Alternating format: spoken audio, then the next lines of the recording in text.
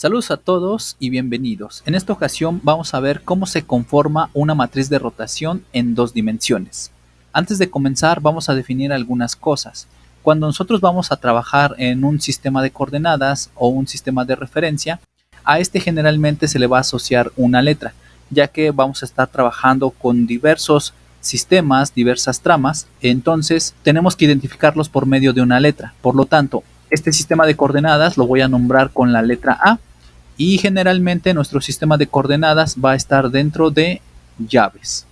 Bien, si nombramos sistema de coordenadas, sistema de referencia o bien una trama, nos estamos refiriendo a lo mismo, a un sistema el cual contenga XY o bien XY y Z. Es el espacio en donde vamos a estar trabajando.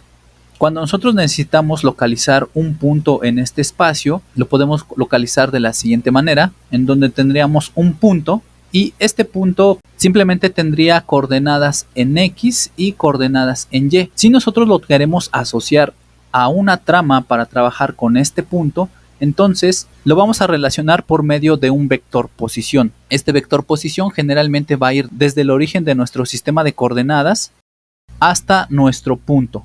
Por lo tanto, aquí ya tendríamos un vector y ahora sí estamos relacionando este punto o esta coordenada por medio de un vector posición. Vamos a indicar nuestro punto y vamos a colocar la trama a la cual está haciendo referencia. Generalmente se puede trabajar de esta manera, sin embargo en muchos textos la posición de este superíndice puede estar del lado derecho.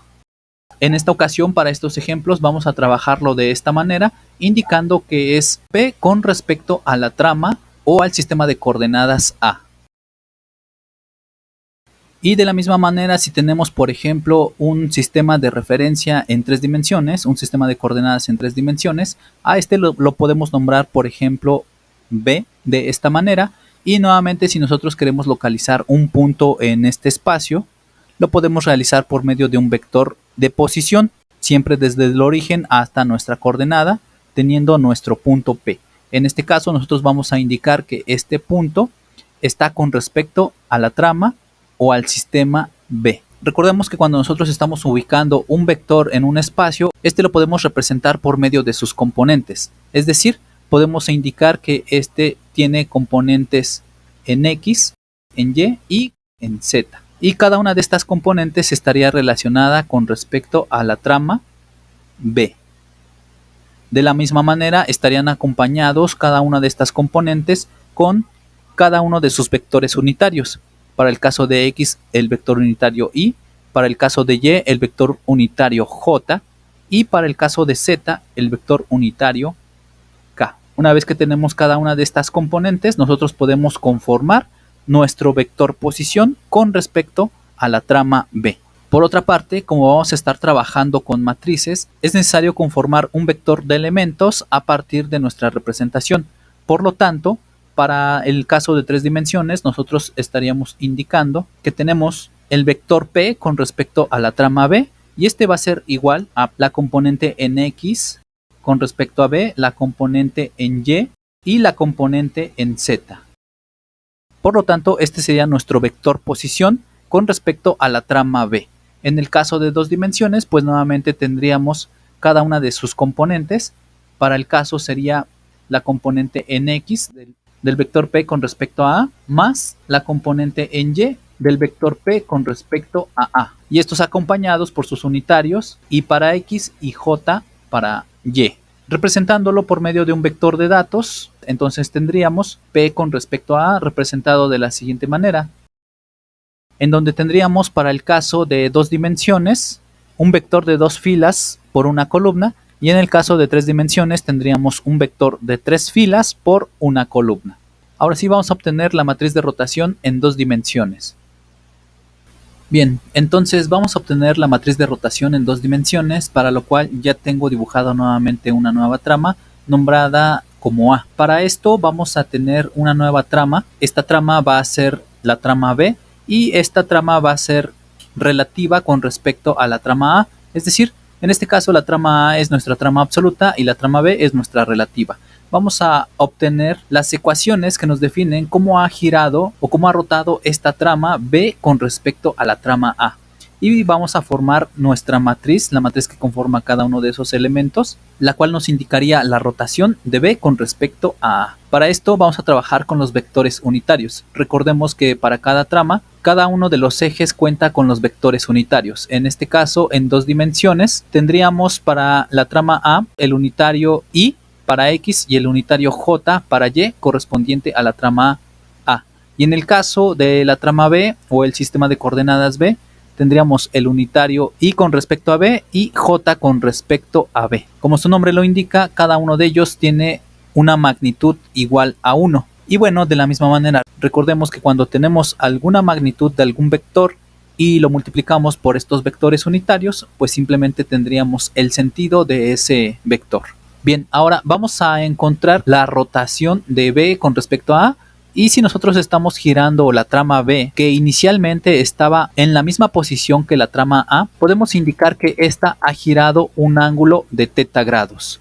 Este ángulo que se encuentra desfasado aquí también se encuentra aquí. Por lo tanto, aquí también tenemos θ grados. Bien, vamos a representar cómo se encuentra esta matriz e indicamos que es una matriz de rotación generalmente con la letra R, y sería la matriz de rotación B con respecto a la trama A. Esta estaría conformada por una rotación del vector unitario I de B, es decir, estaríamos buscando o estaríamos definiendo cómo se encuentra rotado este eje X y también estaríamos encontrando cómo se giró este eje Y de B con respecto a A. Por lo tanto, como estamos trabajando con los unitarios, decimos que vamos a definir cómo está rotado I de B con respecto a A. Este sería el unitario I. Y también tendríamos que definir cómo se encuentra rotado J de B con respecto a A. Ahora, definamos cada una de estas ecuaciones que nos indican la rotación de cada eje. Por lo tanto, para definir I de B con respecto a A, lo que nosotros tenemos que hacer es encontrar la proyección de este vector unitario Y con respecto a este vector. Recordemos que la operación que nos define la proyección de un vector con respecto a otro nos lo proporciona el producto punto entre dos vectores. Pero en este momento, como estamos trabajando en 2 dimensiones, pues simplemente lo que podemos hacer es proyectar cada uno de estos vectores y encontrar sus componentes. Por lo tanto, vamos a encontrar las componentes del vector y cómo se encuentra proyectado con respecto a A. Así es que una vez proyectado cada una de esas componentes, nosotros encontramos este triángulo rectángulo, en donde nosotros tendríamos algo como esto, que sería nuestro vector, la magnitud de nuestro unitario, su proyección en X y su proyección en Y. Y este sería nuestro ángulo θ. Este sería nuestro vector I de B, la magnitud de I de B. Y aquí tendríamos la proyección de I de B en la parte X. Y también tendríamos aquí su proyección de I de B en su componente en Y. Por lo tanto, vamos a obtener cada una de ellas. Así es que, definiendo la proyección de I de B con respecto a A, tendríamos lo siguiente. Tendríamos que I de B con respecto a A sería igual a la suma, primero la parte en X, que sería I de B en X, más I de B, su componente en Y. Así es que definiendo la componente I de B en X y la componente I de B en Y, vamos a utilizar las funciones trigonométricas para encontrarlo. Por lo tanto, nosotros sabemos que si queremos localizar la parte adyacente, que es la parte que está junto al ángulo, vamos a utilizar la función coseno. De esta manera podemos definir directamente que el coseno, escribiéndolo completo, del ángulo, que es igual al cateto adyacente sobre la hipotenusa.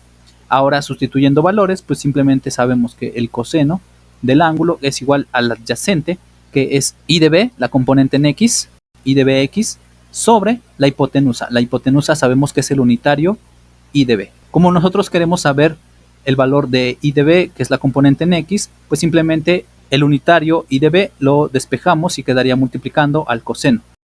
Por lo tanto, la componente I de B de X sería igual a I de B por el coseno de θ. Y bueno, simplemente como nosotros ya sabemos que los unitarios, cualquier unitario tiene el valor de 1, pues simplemente esto sería igual a 1, lo que finalmente nos daría como resultado la componente I de B en X, que sería igual al coseno de θ. Esto sería el proceso completo que se va realizando.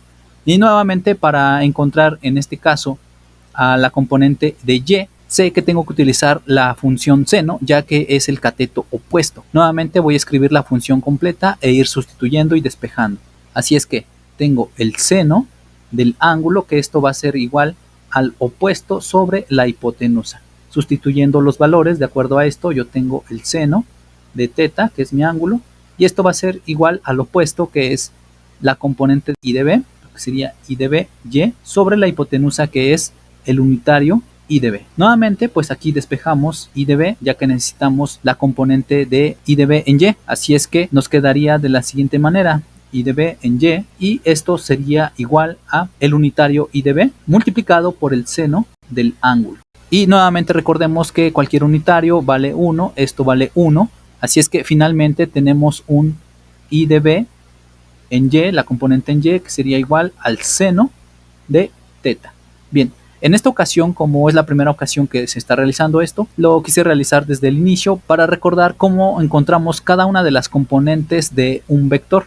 Así es que una vez ya obtenido cada una de esas componentes, lo podemos sustituir directamente en nuestra ecuación y obtener cómo está proyectado I de B con respecto a A. Es decir, cómo está proyectado el eje X de la trama B con respecto X y Y de la trama A. Así es que sustituyendo cada uno de estos valores, puedo decir que I de B con respecto a A es igual a I de B en X, que es justamente el coseno de teta, más I de B en Y, la componente en Y, que es el seno de teta. Por lo tanto, tengo más el seno de teta. Bien, y aquí yo tengo ya mi primera ecuación. Y con esto ya encontramos cómo se encuentra rotado el eje X con respecto a la trama A. Ahora, de la misma manera, vamos a encontrar cómo se encuentra proyectado el eje Y con respecto a la parte en X de la trama A y con respecto al eje Y de la trama A. Para esto nuevamente realizo la proyección de este vector en cada uno de los ejes para obtener cada uno de los componentes, y nuevamente de esto obtengo este pequeño triángulo rectángulo, en donde tendría la hipotenusa y sus catetos. Este sería mi ángulo teta. De esto yo sé que la hipotenusa sería el unitario J de B. Por lo tanto, a esto yo lo puedo nombrar como J de B, su componente en X, y J de B, su componente en Y. Así es que bien, nuevamente ahora yo voy a encontrar cómo se encuentra la proyección del unitario J de B con respecto a A. Para esto yo indico que J de B con respecto a A va a ser igual a la suma de sus componentes, lo que sería J de B, la componente en X, más J de B, su componente en Y. Nuevamente realizando un análisis trigonométrico de los catetos que yo tengo aquí, y ya realizándolo de una forma un poco más directa y más rápida, yo sé que J de B en X va a ser ahora el opuesto. Por lo tanto, voy a utilizar la función seno. Y como la hipotenusa vale 1, por lo tanto, yo sé que J de B en X simplemente sería el seno de teta.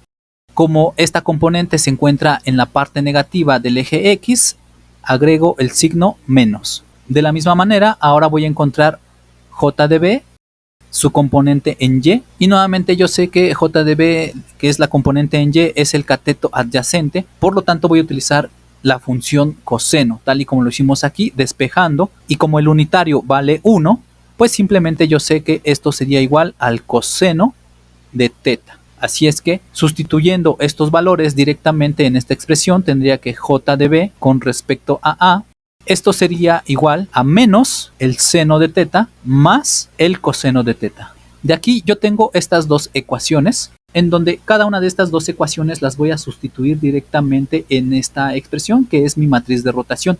Recordemos que esta matriz me va a definir cómo se encuentra rotada mi trama B con respecto a A, y para esto ya sé cómo se encuentra rotado el eje X de B con respecto a X de A y a Y de A, y también ya tengo cómo se encuentra rotado el eje Y de B con respecto a X de A y con respecto a Y de A. Por lo tanto, voy a sustituir estos valores en esta matriz. Primero, tomando estas dos ecuaciones y reescribiéndolas aquí, ya como mis resultados obtenidos, tendría yo la primera ecuación, que es I de B con respecto a A, que sería igual al coseno de teta más el seno de teta. Y la segunda, que sería J de B con respecto a A, que sería igual a menos el seno de teta más el coseno de teta. Bien, Estas son mis dos ecuaciones y ahora sí voy a formar mi matriz de rotación. La matriz de rotación de B con respecto a A queda de la siguiente manera. Primero, tengo que sustituir I de B con respecto a A, lo cual es la primera ecuación. Recordemos que esta ecuación se representa en forma de columna, por lo tanto tendría primero coseno de teta, posteriormente tendría el seno de teta. Esta fue la primera ecuación. Ahora, sustituyendo la segunda ecuación, en esta segunda posición, de la misma manera tendría primero el menos seno de teta y posteriormente tendría el coseno de teta. Bien, esto es lo que me representa cómo se encuentra rotada la matriz B con respecto a A. Esta es nuestra primera matriz de rotación en 2 dimensiones. Y bien, por este video ha sido todo. Hasta luego.